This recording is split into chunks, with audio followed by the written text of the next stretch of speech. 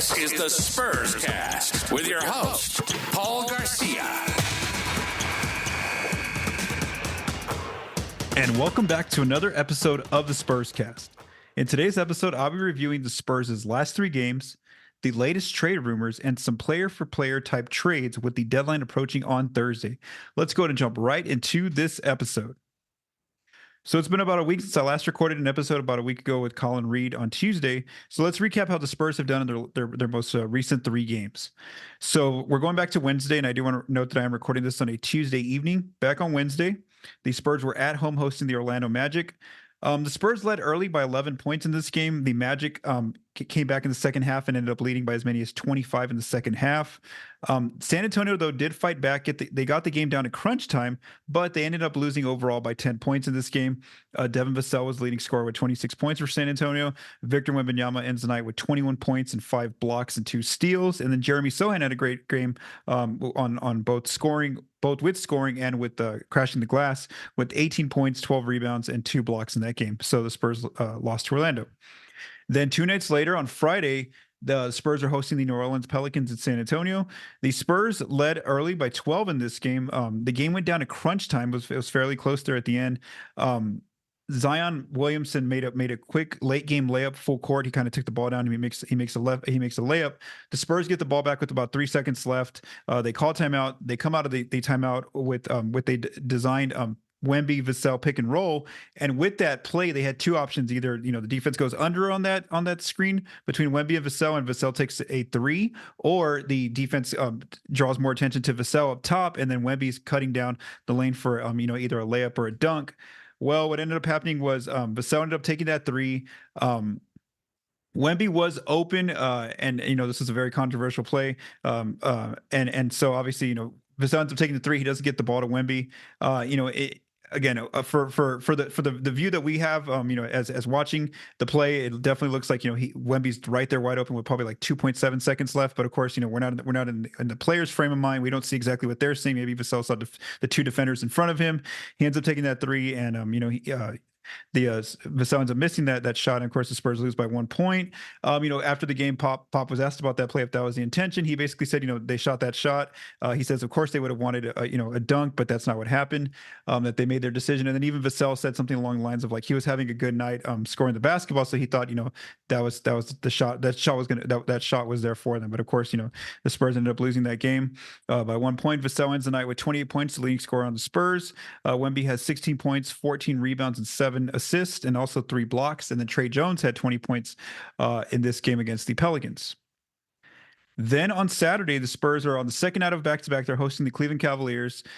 This was a game that wasn't as close as the other 2 previous games when the Spurs lost. The Cavs took control in the second quarter. They led by as many as 26 points. They basically held a comfortable lead throughout. The Spurs would kind of chip at that lead, but they could never get it, quite close where, Cleveland felt like they were going to lose this game at any point in the second half. So the Spurs ended up losing this game by 16 points. Devin Vassell ends up with 22 points in the night. Victor Wembanyama ends up with 19 points, 14 rebounds, 2 steals, and 2 blocks.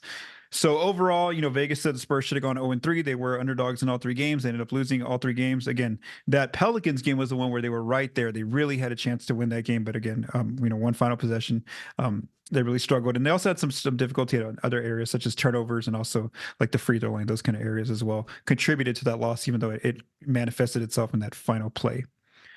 Now let's talk about just some notables that happened this past week. Just some notable notes.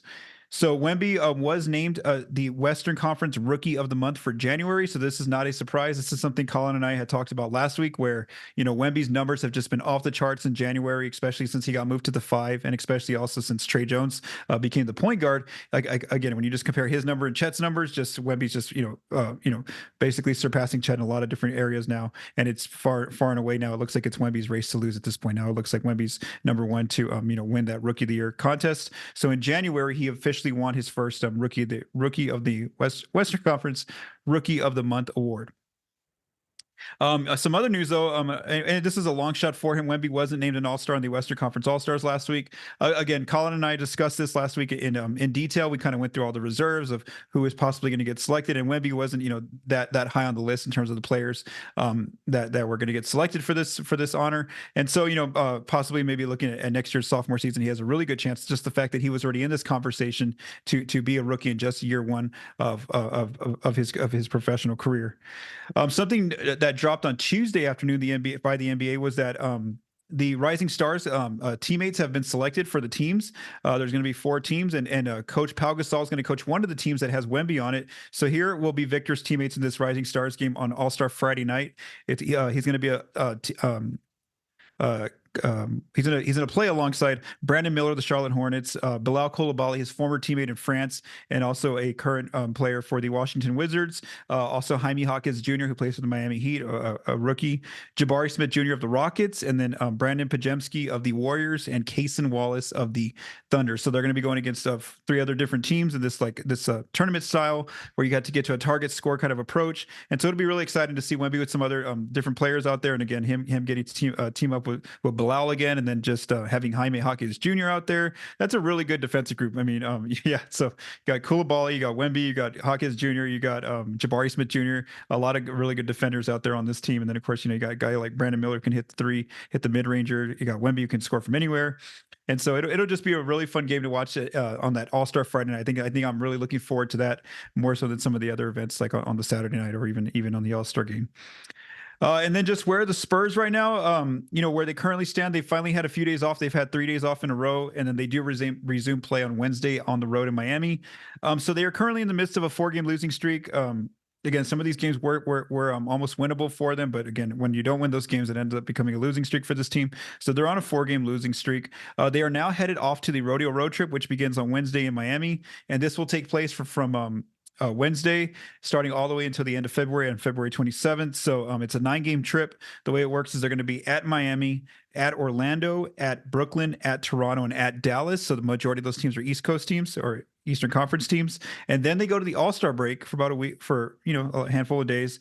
And then when they resume the All-Star, when they come back from the All-Star break, they're going to play more West Coast games at Sacramento, at the Lakers, at Utah, and at Minnesota. So that'll be the 9-game Rodeo Road Trip. Again, right now, it looks pretty tough just looking at that schedule. One of the teams to watch out for is Toronto because, as we've mentioned before, in a way, the Raptors almost want to lose games to keep their pick because their pick is top 6 protected this year. So basically, if they can finish in the lottery, bottom 6 there or top 6 basically in the lottery projections, then they have a chance of keeping their pick, and that pick would not go to San Antonio this coming off season. So again, that Toronto game will be an interesting one. It looks like a good chance for the Spurs to win if that's indeed the route that the Raptors choose to take, which is to go more so in that rebuilding type route for the remainder of the season.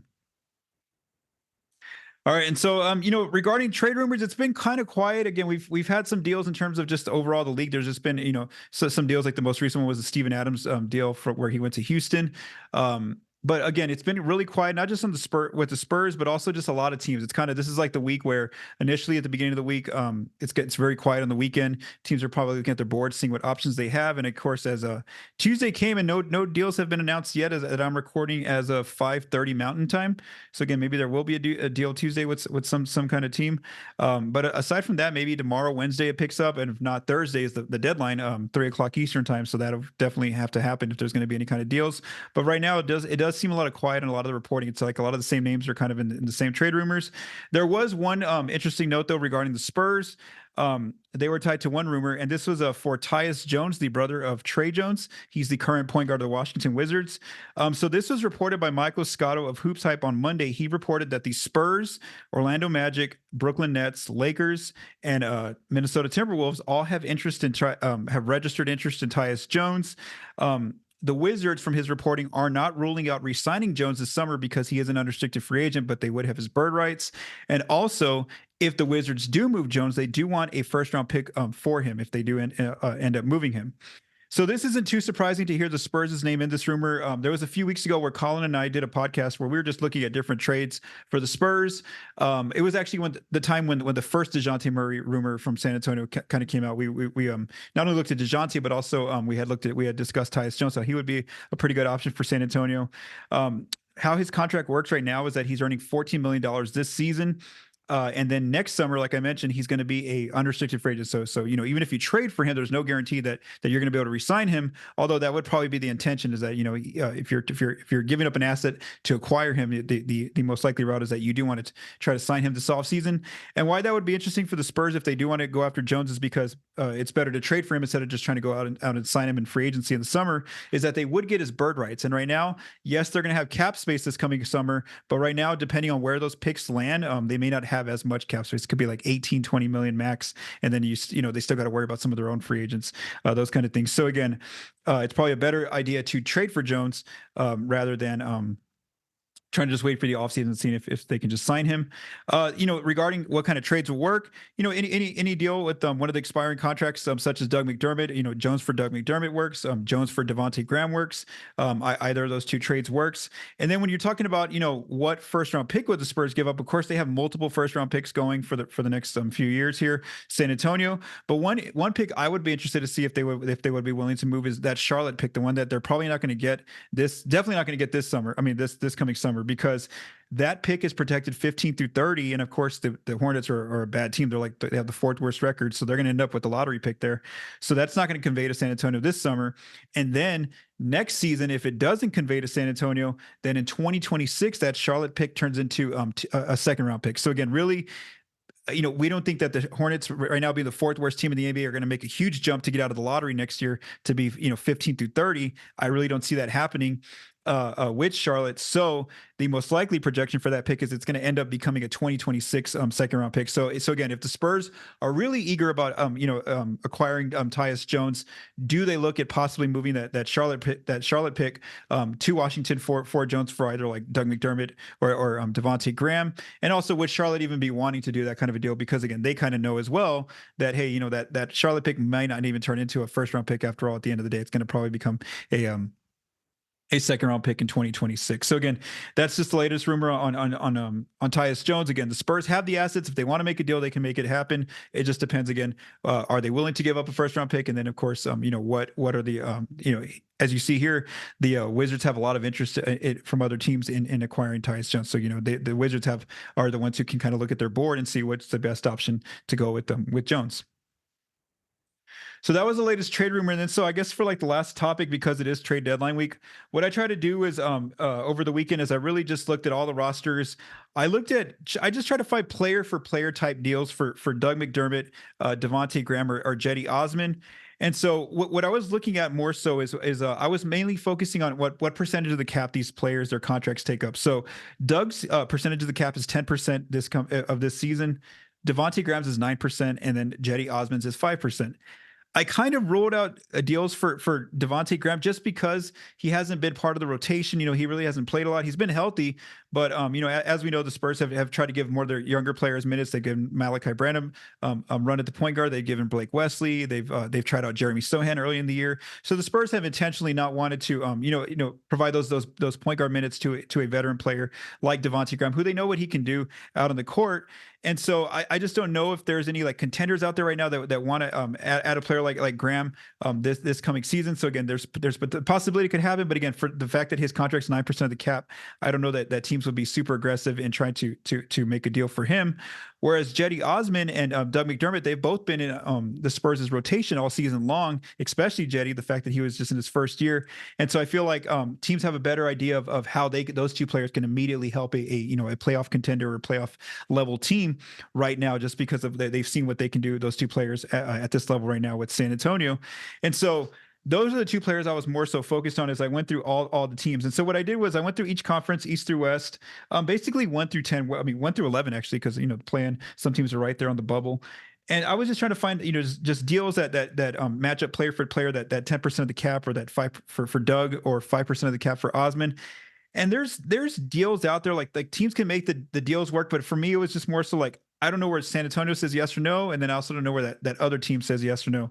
How much do they want to give up of like a second round pick to acquire Doug or Cedi? Are those two, one of those two players moving their level up that much more that they want to give up a future asset? So that was the questions that I was kind of couldn't really solve myself as I went through some of these deals. So there was just two that kind of struck out to me as I went through each of these conferences and the teams. The first one was one that Bobby Marks actually had mentioned in his trade deadline preview that he had up on ESPN. So his suggestion was Doug McDermott to Orlando for Gary Harris and a 2025 second round pick, the least favorable of Boston and Memphis. And so when you look at their contracts, Doug and Gary, their contracts are almost exactly the same. They're both about 10% of the cap. Harris he's just like McDermott, where he'll be an unrestricted free agent this summer. He's kind of fallen in and out of the rotation with Orlando. And, Orlando's definitely one of those teams that needs shooting. And so Doug would obviously provide that for a playoff type run, if that's what the Magic want to do in this coming season to be a little bit more competitive. So my question is just more so, are the Magic willing to do that? Do they feel like Doug's that much of an upgrade for them over Gary Harris that they're willing to lose a 2025 second round pick? And then for the Spurs' case, of course, if they can get a second round pick for Doug, I think that they would do that just because Harris is an unrestricted free agent at the end of the season. They could have him play some minutes if they need to towards the end of the season, but if not, they're not tied to him in long-term salary, having his books on the deal. So for me, if this deal doesn't happen, I think it's more so from Orlando's perspective, but they said no, that they didn't think it was worth it to lose the 2025 second round pick for just adding Doug for the remainder of the season. And then as I started going down, the more of the team's rosters, one team that stuck out to me was Sacramento, the Kings. I was wondering if possibly, maybe they would look at Cedi Osman for maybe like Cedi and I don't know how many more seconds, maybe 1 or 2 second round picks for Davion Mitchell. And the reason why I mentioned Mitchell is because he's had inconsistent playing time with Sacramento this season. He's also been in trade rumors. Look, from what we've seen, what's been reported, the Kings are looking to move him possibly. And so for the Spurs, Mitchell is under contract this season for $5 million. Next season, he's under contract for $6.5 million. So you basically get him on the books for 2 years or a year and a half, basically. And then he's in 2026, he's a restricted free agent. If you want to try to re-sign him, if you're San Antonio, so it gives you an option to, try to give Mitchell a run as the backup point guard for San Antonio, or just see kind of, does he fit in on your roster for about a year and a half? So the Spurs would have that option of trying to see if he fits. And then, I guess my question is for this one is more so, again, do the Spurs even have interest in Mitchell? We don't know that question, the answer to that question. And then number two, do the Kings feel like it's worth giving up Mitchell, who's on a rookie scale contract, for a veteran in Cedi? Does Cedi move the needle enough for them to make that kind of a deal? And then knowing that he's also an unrestricted free agent coming into the summer, so they know that they can't, unless they plan on re-signing Cedi, then they may not hang on to him be able to hold on to him after the summer. And then, how many second round picks do they want alongside Cedi? And I think that's a question too, where it goes back to the Spurs. Do they say no on that kind of question? So again, that was just one that I kind of found a little interesting, was kind of Mitchell there, just seeing if maybe San Antonio could put a deal for him. And I think that's some of the deals that I found for the Cedi type moves, is you're looking at more so some of those players who are on their rookie deals, but are about to become free agents like in a year or two, and that just haven't worked out with their current teams. Another guy I kind of just looked at was like Malachi Flynn. I know he didn't really find a role for himself with Toronto. Then he got moved to New York, and he's playing some spot minutes for the Knicks, but not enough. And so again, I think that's, if the Spurs want to do it, there's that option for the Spurs out there. Like possibly they want to do that, like a player who hasn't really found his way in the NBA on their current team, or they've been moved around before on different teams, but they're still on the rookie scale contract. I think that those type of players maybe you can get for Cedi's salary, just because it's at 5% of the cap, which is a little bit more movable than Doug's at 10% of the cap. So again, I don't know what the Spurs are going to do this coming Thursday. We'll kind of wait and see. Again, it's been pretty quiet on the trade deadline front. I know, weeks ago they were linked to DeJounte Murray, as were a lot of different teams. And so from the noise we've been hearing in different reports and rumors is that, the Hawks have not ruled out just keeping DeJounte. He's starting to get, he's playing a lot better. The team's doing a little bit better. And so, there's no reason for them to move him this coming trade deadline by Thursday, when they have him on the books for like 3 or 4 years going forward. So again, we'll kind of see what happens with the trade deadline. If the Spurs don't make a move with any of these veteran players, Doug, Devonte, or Cedi, I do wonder too, would they be looking at the buyout route? Because again, consider, especially with Doug and Cedi, they're actually part of the rotation for this team. Like they play, some heavy minutes with the team at times, and so they really rely on them. So would they just want those two players to continue to work with this young group, even though they're not going to be a play-in team or a playoff level team this season? Just kind of finish out the season, then let those players go into unrestricted free agency, or do they want to give these veteran players their chance to possibly get a contract buyout and then go join a contender and see if they can go try to win a ring before hitting free agency again? And then regarding Devonte, I don't know if a buyout's the easiest option, just because he also has a partially guaranteed contract, part of his contract for next offseason also. So again, the Spurs might want to hold on to him if they can't trade him, just to try to see if maybe they can possibly try to have him get moved over the summer before they have to fully waive him before his full guarantee deadline comes out in the following season. All right, so thank you for taking the time to listen to this episode of the Spurscast. If you like what you heard, please subscribe, rate, and review on YouTube and your favorite podcast apps. This episode was written, recorded, and produced by Paul Garcia. From all of us at Project Spurs, stay safe and have a great day.